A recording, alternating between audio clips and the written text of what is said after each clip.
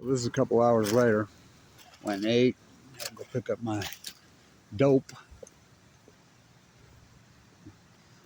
my pills.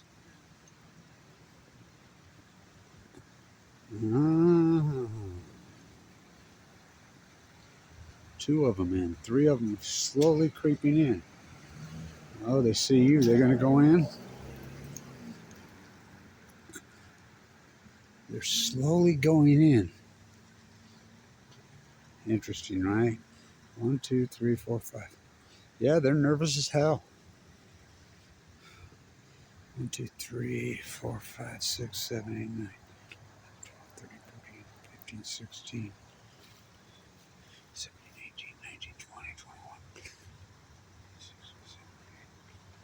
31. Yeah. So they're coming back, but they don't want in the water. It's really interesting. A dog walker will come along here and chase them in.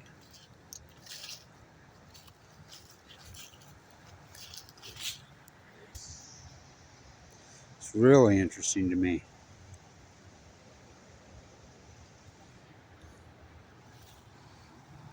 There goes one. How this species is going to survive. At the rate we're going, there'll be no animals left soon. They're slowly venturing in, but they won't, like they usually do. They're in full swim formation pattern, cruising across the pond as they rest.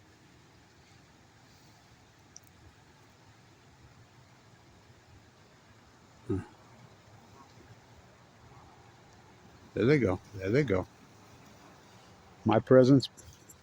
Probably.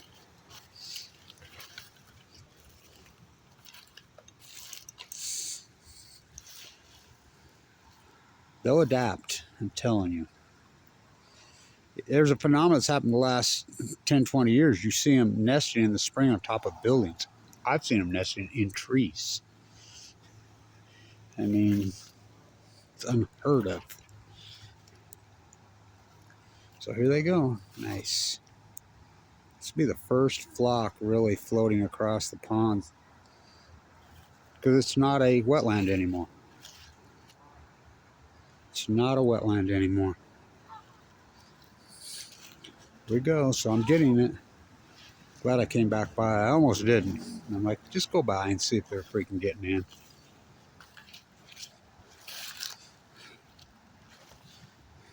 So I'll be in San Diego next here a little bit. We'll get working on the tide pools. Back to we're going to get some great low tides. In December low tides. Nothing better, right? There's no snow on the ground. Still no ducks, but I'm thrilled to see this. This is the first. This is the first. On the edge of a broken heart. I'm on the outside. I'm looking inside.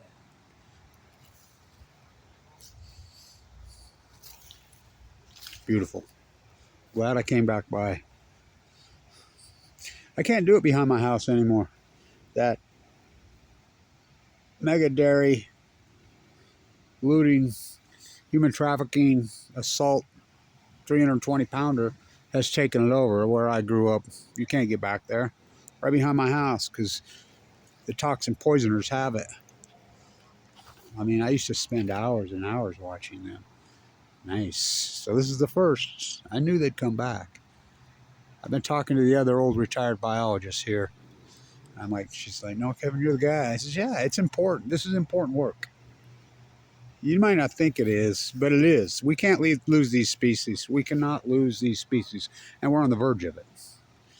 Post-Fukushima, everybody can talk all the shit they want, but the ecological acute catastrophe that's happened post-2011, Kevin Blanch has documented it, including the tide pools, including the wells, including the salmon, including the waterfowl in the western United States.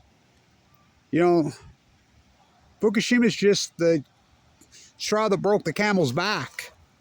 And it's unarguable. It's an acute collapse. This is the first. It's nice. Those are two big freaking nice flocks that I moved in here. I'm here every day. I check it every day. You know, I've documented this. Beautiful. I'm so glad, but I still haven't seen any ducks. These Canadians won't go south until the snow gets on the ground. And it's, you know, late November. It's colder than shit, but, and we've had lots of water. It's a weird phenomenon happened last night because it was plenty cold enough. I mean, it snowed big time, but it just kind of pushed it across there. You know, the dry lake effect. The lake's filling up. It's getting there. I mean, I documented that acute catastrophe. It's all post 2011.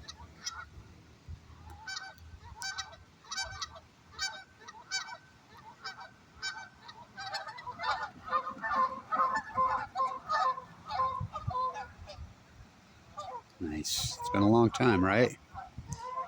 They're like, nah, we're just cruising. Oh, no, they go in. Two of them. So this is a first. Beautiful, right? So, you know, I know 99% of people don't give a fuck about animals and the ecology.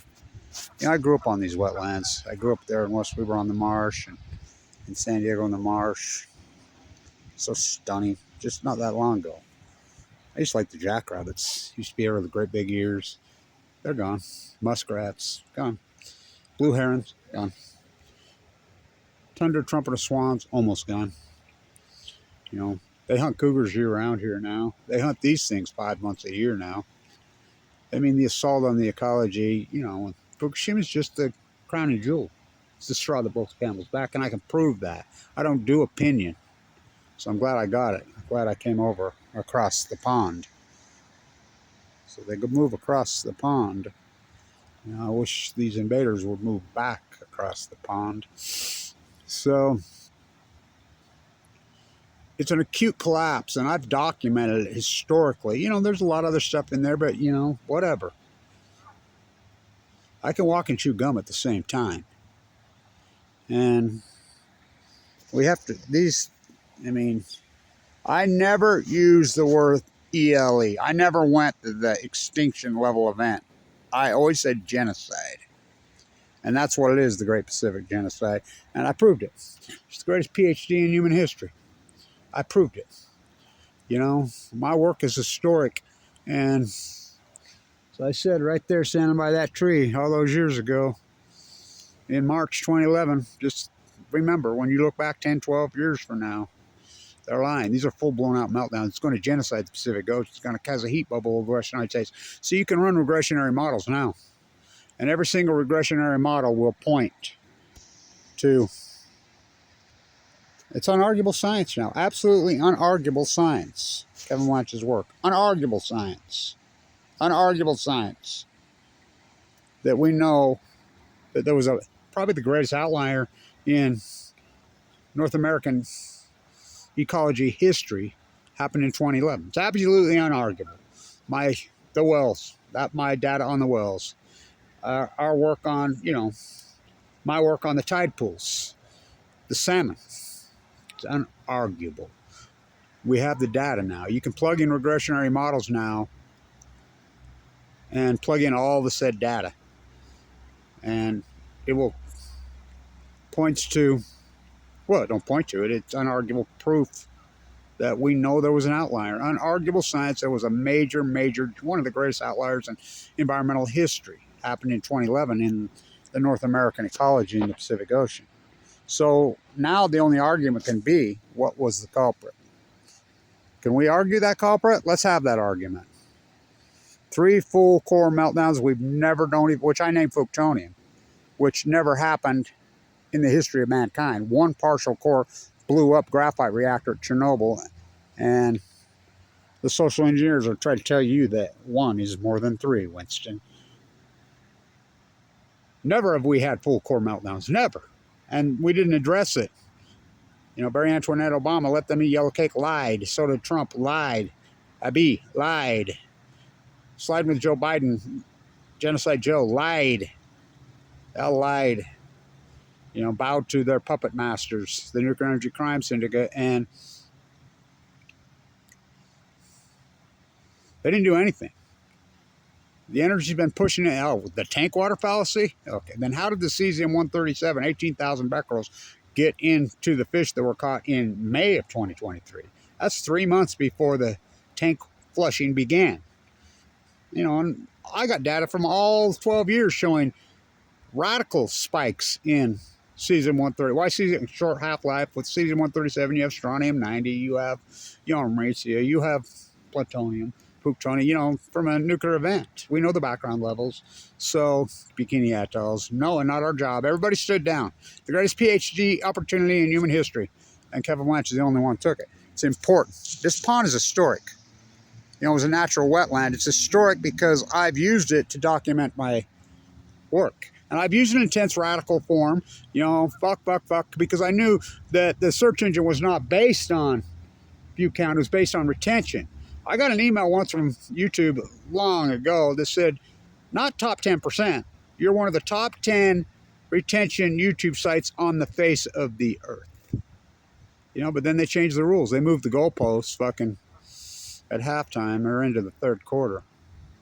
They viciously went after me. You know, by the way, my own cancer did all the. I think it's really important that I went to the bone marrow transplant on 11/11/11. You know, anybody that knows anything calls Fukushima 3/11. I think it's historic and important to understand that I got cancer in 2011. I was everywhere. I had the field big time. Had 3 radio shows, a giant viewership, and the fact that I go into a bone marrow transplant unit, acute radical one, on 11/11/11, just that fact alone is mind-boggling. My place in time. So, our place in time. We from the sea, it's the ecology. So, it's important I document this and get this. It's the 24th of November, 2023. So, that's the first group across the pond. It's not a wetland anymore. It's a pond. It's against a lot of drain wetland, but there's Utah. What do they care about the law? Go ask, send some money to Tim Ballard. You know, this is the freak show. People are going to look back in history and say, what the fuck? Kevin Blanch did the greatest PhD, 7th generation, the father of plutonium. He had this Del Mar, Argentina syndrome, had this dead to rights, and the whole world stood down in here in Utah. They spit at him. Mike Lee kicked me out of Medicaid. And well, I've had open heart surgery twice. I've been in critical condition basically for 12 years. We were just talking about it down. I was mall walking this morning. You know, I mean, I don't know how I didn't die a year ago right now. So we know unarguable. So we can start. Let's have that argument. What happened so radical and so crazy? The greatest outlier probably in, well, North American environmental history. Did a meteor hit the Pacific Ocean? Do we have some kind of radical, crazy nuclear secret testing going out there? They were testing, 5 million nuclear bombs. Did we get 10,000 XLVs happen at once? Oh. 3 full core meltdowns. See no nuclear energy. Hear no nuclear energy. The nuclear energy emperors, they have no clothes. It's unarguable. Fukushima and how we're going to test him. Yeah, I showed you the test. I present the data all the time. You just ignore it. You ignore it. Again, it's perfect, right? Hans Christian Andersen Blanch. Do you know about the story? The emperor has no clothes? Well, that's what this is. And by the way, my grandpa, the great-grandfather from Denmark's name was Christian Andersen. That's a fucking fact. The nuclear energy emperors, they have no fucking clothes. It's unarguable. What a vista. How beautiful. Stay tuned.